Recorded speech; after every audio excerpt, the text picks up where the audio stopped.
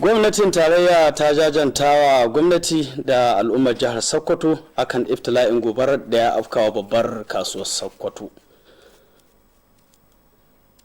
Dandalin gwamnonin Najeriya sun ba da tallafin naira miliyan 50 ga 'yan kasuwa da kuma sake ginin babbar kasuwar ta Sokoto.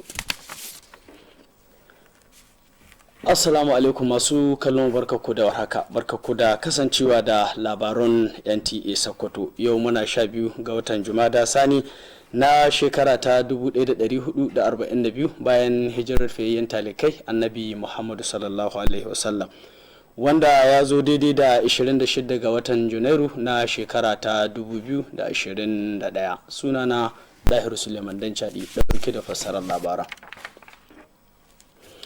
Shugaban ƙasa Muhammadu Buhari ya aminta da ajiye aiki da manya-manyan hafsoshin sojojin Najeriya suka yi. Waɗanda suka ajiye aikin sun hada da babban hafsan tsaro na ƙasa Janar Abayomi Olanisakin da babban hafsan sojan ƙasa Janar Tukur Buratai, sai shugaban sojojin ruwa Vice Admiral Evok Ekwe Ibas da kuma babban hafsan sojan sama Air Vice Marshal Sadiq Abubakar.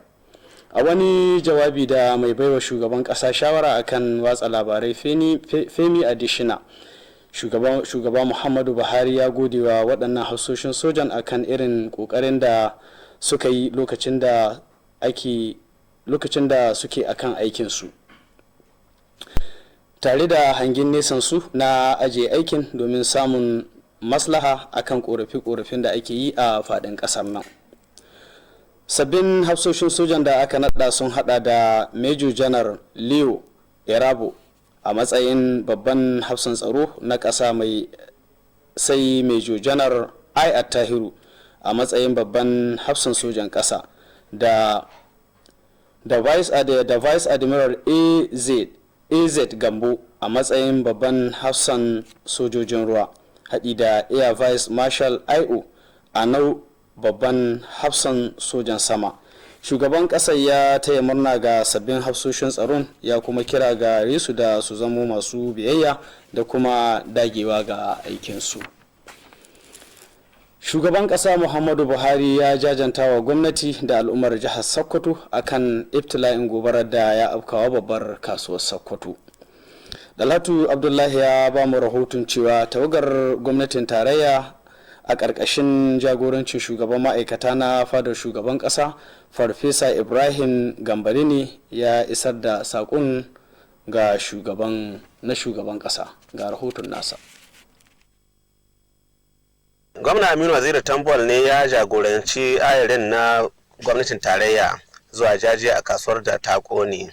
Gwamnatin Tambuwal ya shaida masu cewar gobarar ta ƙone kimanin kashi 60 cikin 100 na kasuwar, tare da kayayyakin 'yan kasuwa na ɗimbin miliyoyin nerori. Ya ce tashin gobarar ya sami sanadi ne daga matsalar bugawar transfoma da ke baiwa kasuwar hasken wutar lantarki. Tambol ya yi kira ga gwamnatin tarayya da ta tallafawa 'yan kasuwa su rage raɗaɗin asarar da suka yi a wannan gobarar. Jagoran ayarin kana shugaban ma'aikatan fadar shugaban ƙasa Farfesa Ibrahim Gambari ya ce shugaban ƙasa Muhammadu Buhari ne ya turo su da sakon jaje kan wannan abin al'ajabi da ya faru ga 'yan kasuwar jihar Sokoto. Ya ce shugaba Buhari ya kaɗo ainun kan ɗimbin asarar da 'yan kasuwa suka yi sanadiyar gobarar, inda ya ce gwamnatin tarayya za ta karfafa wa gwamnatin jihar Sokoto wajen sake gina kasuwar. Ya yi fatan Allah ya mayar wa 'yan kasuwa da alkhairi, yana mai cewar ba da daɗewa ba gwamnatin tarayya za ta mara wa gwamnatin jiha domin gaggauta sake gina kasuwar. Haka ma ayarin ya kai ziyarar jaje ga mai alfarma sarkin musulmi Muhammad Sa'ad Abubakar, inda ya yi godiya ga shugaban ƙasa Muhammadu Buhari kan gaggauta kulawar da ya yi da kuma jajanta musu kan wannan imtila'in. Ayarin ya hada da ministocin sadarwa da ta kuma ba da agaji da ministan lamuran 'yan sanda, kana da sanata Aliyu Magatakardawa Mako da sauransu. Haka ma ayari daga hedikwatar jam'iyyar PDP ta ƙasa sun kawo ziyarar jaje ga gwamnati da al'ummar jihar Sokoto kan barnar da gobara ta yi a babbar kasuwar ta Sokoto. Jam'iyyar PDP ta yi kira ga 'yan kasuwa su ɗauki gobarar a matsayin kaddara daga Allah subhanahu wata'ala, kana sun roƙi Allah ya kare aukuwar irin ta a nan gaba. Gwamna Aminu Waziri Tambuwal ya yi godiya ga hedikwatar jam'iyyar PDP ta ƙasa kan wannan kulawar da ta nuna musu. Daga Sokoto, Dalata Abdullahi, labaran NTA. Dandalin gwamnonin Najeriya ya yi jaje ga gwamnati da al'ummar jihar Sokoto dangane da gobar da ta laƙume wani sashi na babbar kasuwar Sokoto. Dalatu Abdullahi ya ba mu labarin cewa dandalin na gwamnoni ya ba da tallafin naira miliyan 50 domin tallafawa ga 'yan kasuwa da kuma sake gina bangaren kasuwar. Ga rahoton nasa. Shugaban na dandalin gwamnonin Najeriya kana gwamnan jihar Ekiti Kayode Fayomi, gwamna Aminu Waziri Tambuwal ne na jihar Sokoto zagaya da shi a kasuwar wadda gobara ta kone. Shugaban na NGF ya ce dandalin nasu babu ko shakka bai ji daɗi ba da ya samu labarin wannan aikar da ta faru, wadda ta kawo kuma baya ga shanin kasuwanci a babbar kasuwa da ke yankin arewacin Najeriya. Ya ce dandalin babu ko shakka dole ya juyayi ga al'umma da kuma gwamnatin jihar Sokoto, kana da kuma tausaya ma 'yan kasuwa da suka yi asarori a wannan gobarar, inda suka yi addu'ar Allah ya kare aukuwar irin wannan hadarin nan gaba. Haka ma shugaban dandalin gwamnonin Najeriya ya ambaci a bada gudunmuwar daga dandalin ta naira miliyan 50 ga gwamnatin jihar Sokoto a matsayin tallafi ga 'yan kasuwa da kuma tallafin sake gina waɗannan shagunan da suka kone. Shi dai shugaban na dandalin gwamnonin Najeriya ya samu rakiya ne daga shugaban dandalin gwamnonin arewacin Najeriya kana gwamnan jihar Filato Simon Bakolalong da kuma gwamnan jihar Jigawa Muhammad Badaru Abubakar. Daga Sokoto, Dalatu Abdullahi, labaran NTA. Babban jami'in hukumar kashe gobara ta ƙasa Dr. Liman Alhaji Ibrahim ya yi kira ga hukumomin da ke da alhaki akan babbar kasuwar Sokoto da su mayar da kasuwar kamar yadda aka gina ta tun daga farko. Ya yi wannan kiran ne a lokacin da yake jaje ga mai alfarma sarkin musulmi Muhammadu Sa'adu Abubakar. Shehu Muhammad Datti na dauki da cikin rahoton. Kwantarola janar na hukumar kashe gobara na ƙasa ya je fara mai alfarma sarkin musulmi ne domin ya jajanta mai alfarma sarkin musulmi akan ibtila'in gobara da aka samu a babbar kasuwar Sokoto. A yayin da yake bayyana wannan ibtila'in da cewa abu ne mai muni, ya yi kira ga ɗaukar matakai ƙwarara a ɓangaren gwamnati da ma masu hannu ga lamarin domin ganin cewa an kare sake afko wannan al'amarin. Ya dai koka akan rashin ma'aikata isassu da kuma isassun kayan aiki a ƙasar nan, inda ya alƙawarin cewa za su yi ƙoƙari su yi amfani da waɗanda suke da su domin gudanar da aikinsu. Mai fama sarkin musulmi Muhammad Sa'ad Abubakar ya dai bayyana wannan ibtila'in da cewa abu ne daga wurin Allah, inda ya jinjina wa kwantarola janar din akan ziyarar da ya kawo ta jajantawa. Ya ce haƙƙi ne akan dukkanin shugabanni na su bada shawara mai ma'ana ga gwamnatoci da kuma masu hannu ga lamarin ta hanyar da za a bi a kawar da sake akwai irin wani al'amarin. Mai fama sarkin musulmi Muhammad Sa'ad Abubakar ya ce zai ci gaba da bada goyon baya ga dukkanin shirarwa na gwamnati da suke da manufar inganta sha'anin rayuwar talakawansu. A halin da ake ciki, kwantarola janar din ya ziyarci babbar kasuwar Sokoto domin ya gane ma kansa yadda lamarin yake. Kwantarola janar din da kuma ayarinsa, darakta janar na kasuwar Sokoto ne ya zagaya da su inda lamarin ya faru. Ya dai alƙawarin aiko ƙwararru da za su zo su duba na ganin hanyar da za a bi a ƙara kare wannan tare da kuma ƙara kawo ma'aikata a wannan yanki na Sokoto. Haka zalika a babbar kasuwar wurin jajantawa, shugaban haɗakar ƙungiyoyin matasa na ƙasa da ayaninsa wanda suka zo su ma domin jajantawa. Shugaban dai ya roƙi Allah subhanahu wata'ala da ya ƙara karewa daga sake afkuwa wannan al'amarin. Daga Sokoto, Shehu Muhammad Datti, labaran NTA. Majalisar Dokoki ta Jihar Sokoto ta aminta da naɗin Kadi Shu'aibu Sodangi a Cida a matsayin sabon alƙalan kotun ɗaukaka ƙara ta Jihar Sokoto. Nura Ibrahim Gandi ya halarci zaman majalisar, gashi ɗauke da cikin rahoton. Tabbatar da naɗin da aka yi ma sabon alƙalan wato Shu'aibu Sodangi a Cida na zuwa ne bayan tantancewar da kwamitin na ɗan majalisar ya yi masa. Jagoran jam'iyyar APC a majalisar kuma ɗan majalisa mai wakiltar mazaɓar Illela Bello Isa Ambarura ya bayyana cewa duba da tanadi na 276 sakin layi na 1 na kundin tsarin mulkin ƙasar nan na shekara ta 1999 wanda aka yi kwaskwarima. Gwamna Aminu Waziri Tambuwal ya gabatar da sunan wanda ake so a naɗa ɗin a matsayin sabon alƙalan babbar kotun ɗaukar ƙara ta shari'a musulunci ta jihar Sokoto. Ya bayyana cewa naɗin da aka yi masa na zuwa ne bayan aje aikin da tsohon alƙalan wato Muhammad Tambari Usman ya yi. Shi dai sabon alƙalan da aka naɗa ya bayyana cewa zai yi aiki tukuru domin ganin ci gaban sha'anin shari'a a jihar nan, tare kuma da tabbatar da cewa ana zartar da hukunci cikin lokaci. Zaman dai na majalisar, wanda mataimakin kakakin majalisar Abubakar Magaji ya jagoranta, tun da farko sai da ya dakatar da wata dokar majalisar wadda ta ba wanda ake so a naɗa ɗin dama da shi da 'yan tawagarsa domin su samu shiga daular majalisar. Majalisar dai daga baya ta ɗage zamanta zuwa ranar Laraba 27 ga watan Janairu na shekarar nan domin ci gaba da zaman majalisar. Daga Sokoto, Nura Ibrahim Gendi, labaran NTA. Matar gwamnan jihar Sokoto Mariya Aminu Waziri Tambuwal ta yi kira ga matan Najeriya da su yi hoɓɓasa domin ganin a kowane gida ana biyayya ga dokokin yaƙi da cutar murar mashaƙo. Ta yi wannan kiran ne a wajen wani taron gangami domin wayar da kan mata akan muhimmancin tsafta a wannan lokaci da duniya take fuskantar annobar murar mashaƙo. Ga wasu kungiyoyin mata a Sokoto, Usman Benji na dauke da cikin rahoton. A yayin da muran mashako wato coronavirus ta daɗa game duniya, asusun tallafawa jama'a na Mariya Aminu Waziri Tambuwal tare da haɗin kan wata ƙungiya ta kawo ci gaba a cikin al'umma da kuma faɗakar da su kan lamurra sun shirya wani biki domin faɗakar da matan aure da kuma ƙungiyoyin mata kan matsalar da ke tattare da annobar corona. A wajen wannan gangami na wayar da kai dai an yi kira ga kowa da kowa ya tabbatar da cewa abubuwan da aka gindaya na kare kai daga cutar corona ya kiyaye su, a kuma daɗayin tsafta a tsakanin al'umma.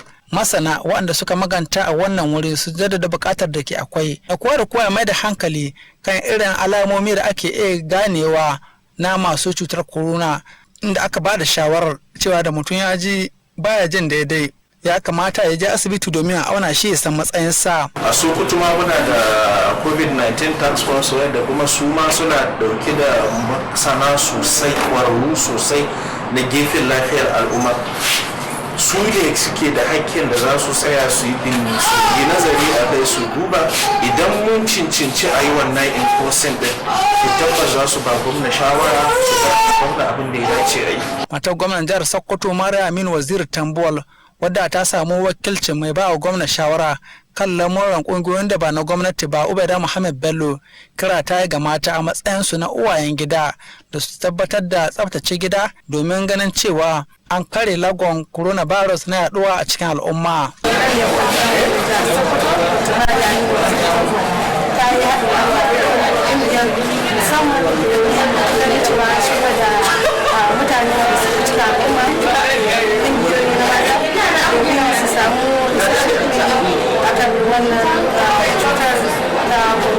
Waɗansu da suka maganta a wajen wannan taro dai sun jaddada buƙatar da ke akwai na waɗannan mata waɗanda suka halarci wannan taron wayar da kai, waɗanda suka fito daga sassan Sokoto daban-daban da ɗauki saƙon da suka samu a wannan wuri zuwa ga sauran mata waɗanda ba su samu halartar wannan taro ba. Duk dai a wajen wannan taro an ba da sabulai da kayan wanke-wanke da kuma sinadarin wanke hannu wato hand sanitizer ga waɗannan mata domin kare kansu daga cutar muran mashako. Daga nan Sokoto, Usman Muhammad Benji, labaran NTA. Ɗalibai 200 ne suka amfana da tallafin karatu daga mai neman tsayawa takarar shugaban karamar hukumar mulki ta Wamako. Shi dai wannan tallafin an bayar da shi a wajen wani gangamin neman goyon baya ga al'umma. Ga wannan rahoton. Gangami ne da yadda cike da kayatarwa a inda ɗaruruwan matasa daga karamar hukumar mulkin Wamako suka fito domin nuna goyon baya da kauna ga ɗaya daga cikinsu, Gaddafi Mahi, wanda ke neman tsayawa takarar shugabancin karamar hukumar mulkin Wamako a ƙarƙashin jam'iyyar PDP a zaben ƙananan hukumomi mai zuwa. Dan takarar ta karkashin gidauniyarsa ta Gaddafin Mahewa Muku Foundation ta samar da tallafin kuɗi naira 5,000 ga matasa 'yan asalin wannan karamar hukumar har su 200 masu karatu a manyan makarantu daban-daban da ke faɗin ƙasar nan. Gaddafin Mahe ya bayyana cewa duk da dai yana da aniyar tsayawa takarar shugabancin karamar hukumar mulkin Tawa Mako, amma kuma ya bada wannan tallafin ne saboda muradin da yake da shi na ganin ci gaban ilimi a wannan yanki tare kuma da tallafa ma marasa ƙarfi a cikin al'umma.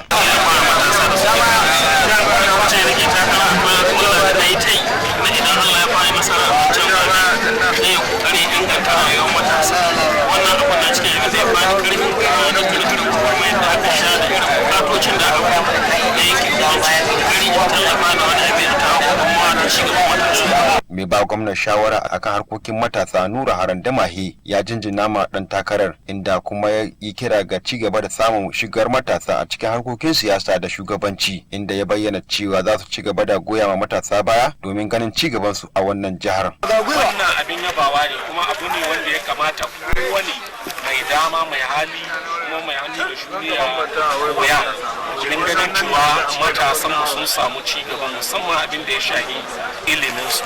Sauran jigajigan jam'iyyar da suka maganta a wurin dai sun jinjina ma mai neman tsayawa takarar, inda suka ba da tabbacin bashi goyon bayan su. Wasu matasan da suka amfana da wannan shirin dai sun gode masa akan wannan tallafin da ya ba su, tare kuma da kira ga sauran 'yan siyasa da su yi koyi da shi.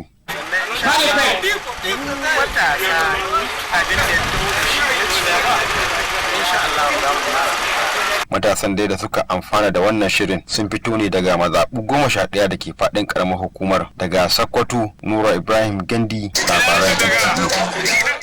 To masu kallon mu ƙarshen labarun kenan, sai dai ku dakance su a cikin harshen Turanci. Ma'assalam.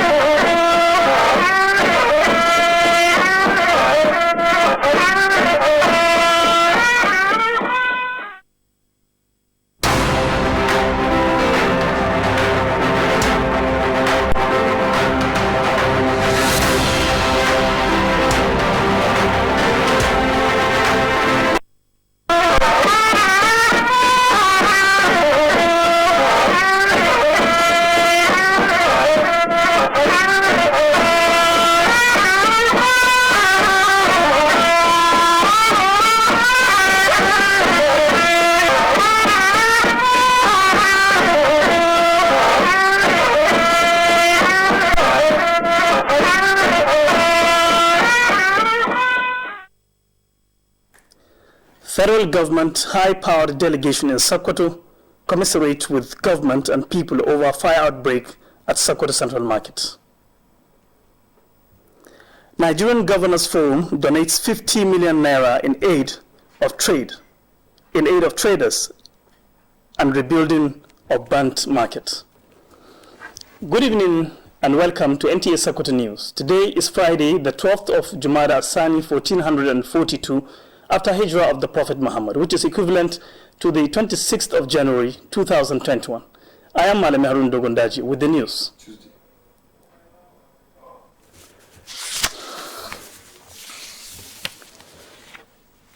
President Muhammadu Buhari has accepted immediate resignation and retirement from service chiefs. Those involved are Chief of Defense Staff, General Abayomi Alo-Nisakin, Chief of Army Staff, Lieutenant General Tukul Burtai, Chief of Naval Staff, Vice Admiral Ibok Ikwe Ibas, and Air Vice Marshal Sadiq Abubakar.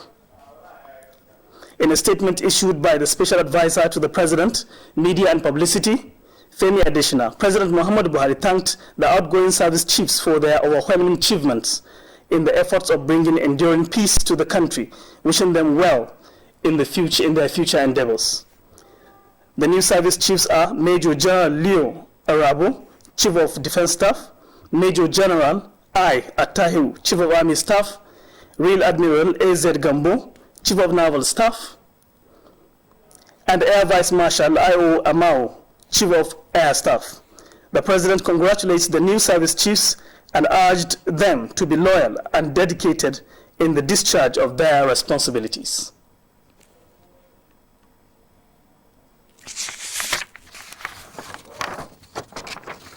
President Muhammadu Buhari has commiserated with government and people of Sokoto State over the recent fire incident at the Sokoto Central Market. Alhaji Abdullahi reports that the president's message was conveyed by a delegation led by the Chief of Staff to the President, Professor Ibrahim Gambari.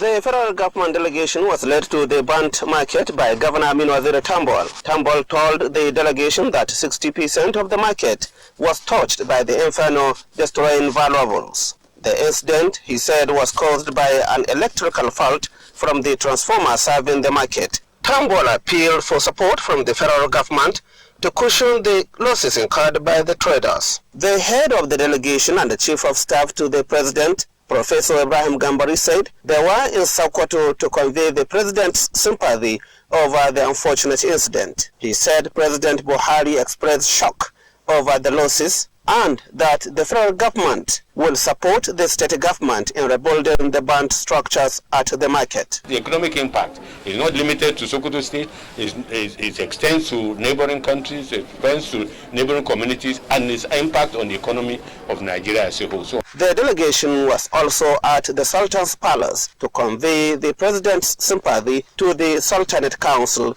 during which Sultan Muhammad Saad Abubakar expressed gratitude to the federal government for its urgent show of concern and response. In a related development, members of the National Working Committee of the PDP have commiserated with the government and the people of Sokoto State over the fire. The national leadership of the PDP called on the affected traders to see it as destiny from Allah and prayed for protection from future occurrence. In Sokoto, Alhaji Abdullahi, NTA News. Nigerian Governors Forum has commiserated with the government and people of Sokoto State over the fire incident at the Sokoto Central Market. Alhaji Abdullahi reports that the forum also announced a donation of 50 million naira in aid of traders for the rebuilding of the burnt market. The chairman of the Nigerian Governors Forum and the Ekiti State Governor, Kayode Fawemi, was conducted around the burnt market and briefed by the Sokoto State Governor, Aminu Waziri Tambol. The NGF chairman said the forum was shocked on receiving the unfortunate report about the inferno which caused serious damage to one of the biggest business hubs in the northern region.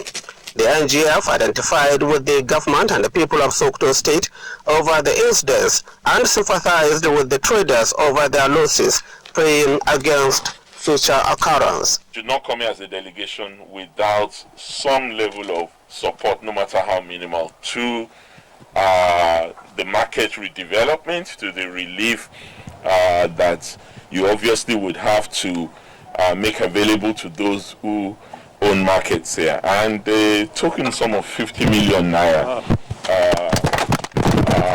was put together by governors that we should deliver to you so that at least as part of the reconstruction and rebuilding effort.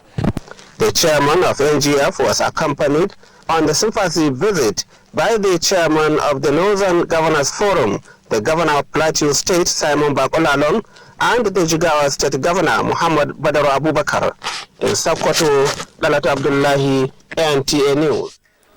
The Controller General of the Federal Fire Service, Dr. Liman Alhaji Ibrahim, has called on authorities concerned to make the Sokoto Central Market go back to its original master plan. Liman was speaking while on commiseration visit to the Sultan, Muhammad Saad Abubakar. Sheikh Muhammad Datti completes the story. The Controller General and his entourage were at the palace to commiserate with the Sultan over the recent fire at the Sokoto Central Market. While describing the inferno as unfortunate, Liman called for proactive measures by the government and other stakeholders to work out modalities of averting reoccurrence. He decried shortage of manpower and adequate firefighting trucks in the country, pledging to use the available ones to fight such inferno. We have to go back to our drawing board because statistics are made for you to go back to the drawing board to assess what type of equipment, what type of strategies we are going to put in place to minimize or to reduce this number of fire incidents. Sultan Muhammad Sa'ad Abubakar said such calamities are the will of Allah, applauding the Controller General for the visit. He said it is duty bound on leaders at all levels to give meaningful advice to government to avert future occurrence. Sultan Muhammad Sa'ad assured of continued support to all programs geared towards impacting positively on the masses. Shouldn't be called for unrest anymore. I think the committee will come up with recommendations to the government. I think the government will look into the recommendation and see how it could implement such recommendations. Meanwhile, the controller also visited the Sokoto Central Market to see things for himself. The Controller General and his entourage were conducted around the affected shops by the Director General of the market. He pledged to send a team of technical experts and more personnel to Sokoto Zone. Also at the market, to commiserate with the affected traders, was the National President of Youth Coalition and his entourage. The association's president prayed Allah to guard against future occurrence. In Sokoto, Shehu Muhammad Datti, NTA News. The news continue after this short message. Please stay tuned. As I dey waka waka inside this journey called life, no one sees what this journey took from him. But I'll keep on keeping on. Cause to them say nothing good they come in. How far he pushed his mind and his body.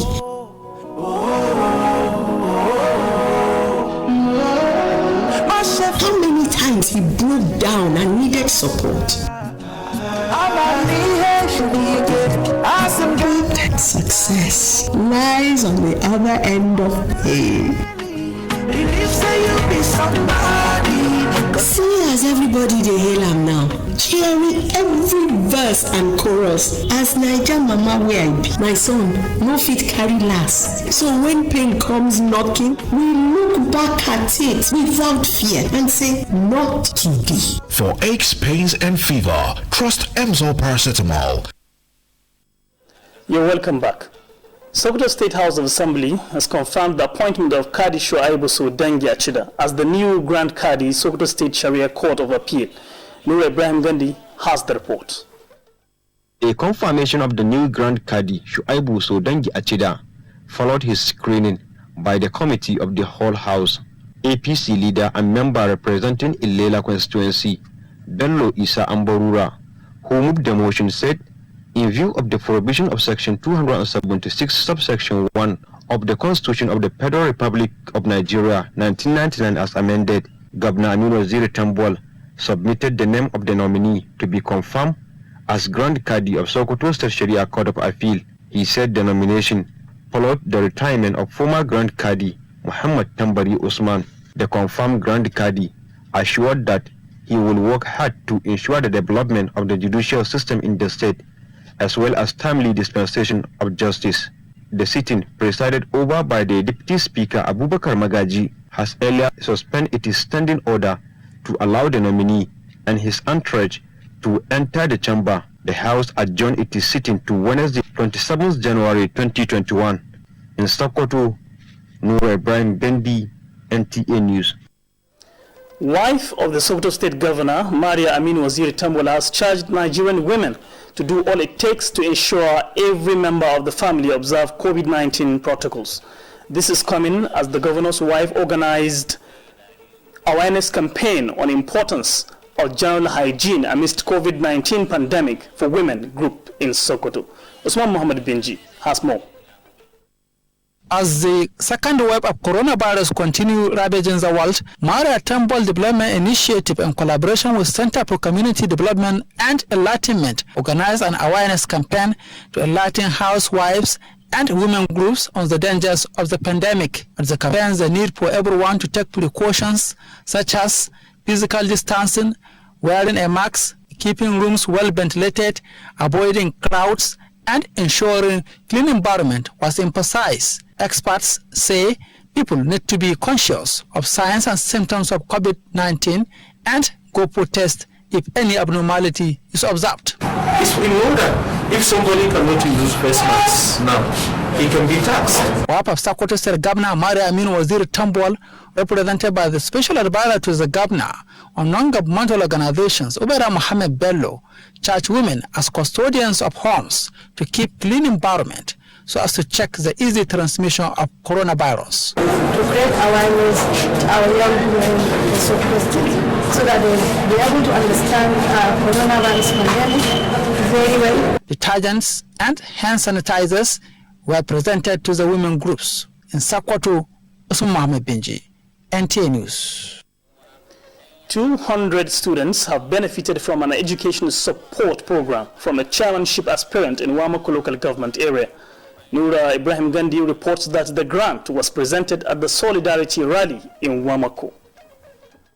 It was a colorful celebration as hundreds of youths from Wamako local government gathered to show solidarity and support to one of their own, Gaddafi Mahi, who is vying for chairmanship of Wamako local government under People's Democratic Party in the forthcoming local government election. Apart from the Solidarity Rally, the aspirant, through his foundation, Gaddafi Mahi Wamako Foundation, presented 5,000 naira support to the 200 students studying across different high institutions in the state and beyond. Gaddafi Mahi said though he is contesting for chairmanship of Wamako local government, his decision to support the youth is born out of his desire to promote education as well as assist the less privileged in the society. Special advisor to the governor on youth matters, Noor Harande Mahi, commended the aspirant and called for more participation of youth in politics and governance, expressing resolve to continue to support youth in the state. Other party stalwarts at the occasion commended the aspirant for the gesture and pledged to support the candidate. Some of the beneficiaries expressed appreciation for the assistance, calling on other politicians to emulate him. The beneficiaries are from the 11 wards of the local government. In Sokoto, Nura Ibrahim Gendi, NTA News. Well, viewers, that is our news package. You can always send us your feedback on our programs and services to enable us serve you better. Know that COVID-19 is real, observe social distancing, wash your hands regularly, and always sneeze and cough in your elbow. This message is from the Nigerian Television Authority, NTA Sokoto Network Center. A very good Tuesday, and enjoy the rest of your day.